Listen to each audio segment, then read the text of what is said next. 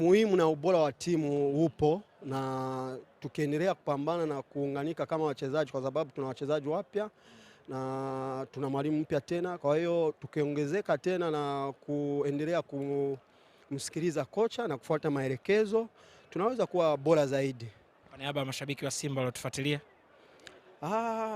mimi mara nyingi kwa mashabiki naomba sana waendelee kutuombea sana na kutusapoti.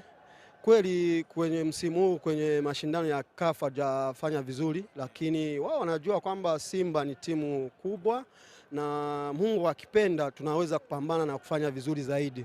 Kwa hiyo tunaomba tu watuunge mkono na waendelee kutusapoti hivi, na sisi tunajua majukumu yetu, alafu tunajua mahitaji yao. Kwa hiyo tuendelee kuwa pamoja, kuombea timu na kupambania timu na kupambania nembo ya timu zaidi.